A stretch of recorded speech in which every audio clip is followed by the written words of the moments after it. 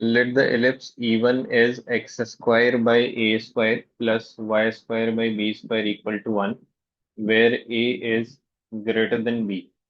तो ये कैसा एलिप्स हो गया? ये आपका हॉरिजेंटल एलिप्स हो गया because denominator of x square is more than denominator of y square। Then we have one more ellipse which is vertical in nature और दोनों की इसेंट्रिसिटी सेम है, 1/√3 है। तो इसेंट्रिसिटी स्क्वायर का फॉर्मूला क्या होता है हमारे पास? 1 - smaller one square by larger one square. और इसेंट्रिसिटी 1/√3 है तो इसेंट्रिसिटी का स्क्वायर 1/3 हो गया। पहले हम लोग इस एलिप्स से डील कर लेते हैं, फिर हम लोग दूसरे वर्टिकल एलिप्स में जाएंगे। Now other information is product of their length of lattice rectum is 34/√3। इसको हम लोग बाद में यूज करते हैं। And the distance between the foci of E1 is 4। तो डिस्टेंस बिटवीन फोसाई क्या होता है? 2a होता है and this is given as 4। तो यहाँ से आपके पास e की वैल्यू क्या हो गई? You got e is equal to 2। Square करेंगे तो a स्क्वायर e स्क्वायर, ये आपके पास क्या आ गया? ये आ गया 4। और यहाँ से आप देखें तो आपके पास क्या आ रहा है? 1 - 1/3। 2/3 is equal to B square by A square, right. और क्रॉस मल्टीप्लाई करेंगे तो आपके पास हो जाएगा 2a² is equal to 3b²। फिर यहाँ से आप a स्क्वायर ई स्क्वायर को क्या लिख सकते हैं? a² - b² is equal to 4। आप किसी एक को एलिमिनेट कर लीजिए, a या b। लेट से आपने b को एलिमिनेट कर लिया तो b² की जगह पे आप रखेंगे 2a² / 3 इज इक्वल टू 4। अच्छा, a² ई स्क्वायर की जगह पे जो मैंने a² - b² लिखा वो इसी रिलेशन से लिखा। आप इसको रीअरेंज करेंगे तो आपको ये मिल जाएगा कि a² E square is equal to a² - b²। तो यहाँ से आपके पास a² की वैल्यू आ जाएगी 12। और जैसे आप इस वाले में रखेंगे तो b² की वैल्यू आपके पास आ जाएगी 8। तो a² और b² की वैल्यू आपके पास आ गई। अब दूसरे एलिप्स के लिए भी इसेंट्रिसिटी आपकी क्या है?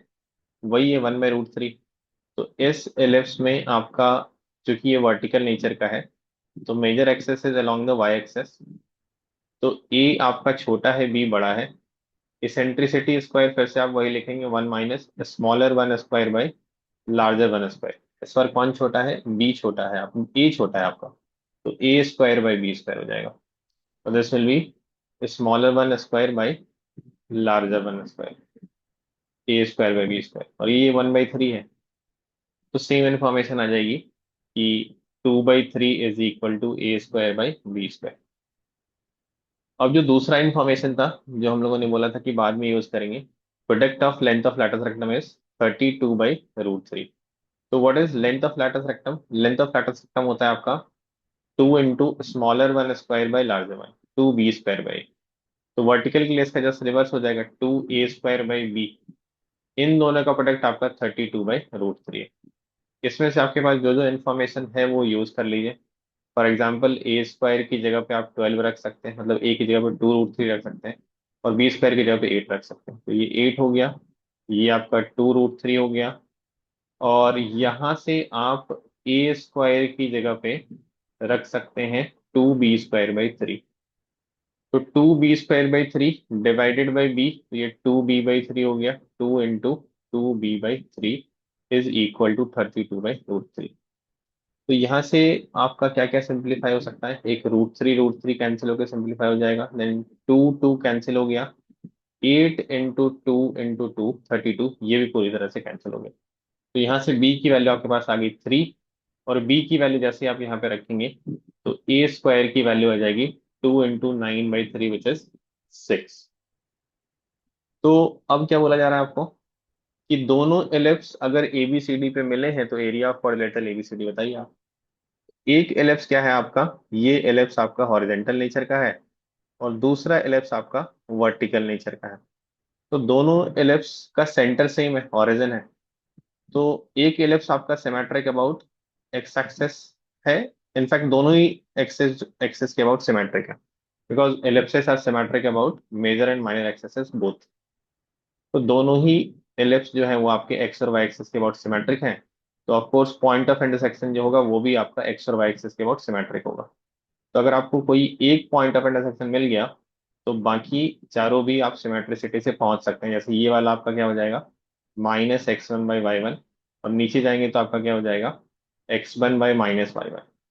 तो अगर आपको कोई एक कोऑर्डिनेट मिल गया x1 या y1, तो आप इस एरिया को निकाल सकते हैं, area of this rectangle. Coordinator है बट ये रेक्टेंगल हो जाएगा सिमेट्रिसिटी से। तो ये एरिया कितना आ जाएगा, दिस एरिया विल बी, ये वाली लेंथ आपकी 2x हो जाएगी, 2 टाइम्स x कोऑर्डिनेट, और ये वाली आपकी 2 टाइम्स y कोऑर्डिनेट हो जाएगी। आपको सॉल्व करके निकालना पड़ेगा x एंड y। तो what are the equation of ellipse, a²b² का आया था आपका स्मॉल वाला, ये 12 और 8 आया है। तो first ellipse is x² / 12 + y² / 8 = 1। And what is the second ellipse, x² / a², यहाँ पे 6 है तो x² / 6, और यहाँ पे b आपका 3 है तो b² आपका 9। तो ये x² और y² में लीनियर इक्वेशन हो गया। x² और y² में, x और y में नहीं, x² और y² में लीनियर इक्वेशन है। तो आप एक सिंपल मेथड यूज कर लीजिए कि 2 से मल्टीप्लाई कर दिया ऊपर और सब्ट्रैक्ट कर दिया। तो यहाँ से आपके पास आ जाएगा y² / 4 - y²/9 = 2 - 1 1। तो बहुत सिंपल है, आप यहाँ से y² की वैल्यू इजीली निकाल सकते हैं। It will turn out to be 4 × 9 36 divide by 9 - 4 5। The moment you will plug the value of y² in any one of the equation, you will get the value of x² also, which is 6/5। तो आपको ये 2x1 y1 जो है इसको simplify करना है, वहां से आपका एरिया आ जाएगा। तो 4 × x1 क्या है आपका, √6/5, एंड y1 क्या है आपका, √36/5। तो यहाँ से रूट से बाहर कौन कौन आ सकता है, एक तो ये 5 पेयर में है तो ये 5 बाहर आ गया, एंड 36 बाहर आ जाएगा आपका 6/1। एक √6 अंदर आ गया। तो 24 √6/5 शुड बी द आंसर। क्या आंसर गिवन है, answer is D, and that is 24 √6/5।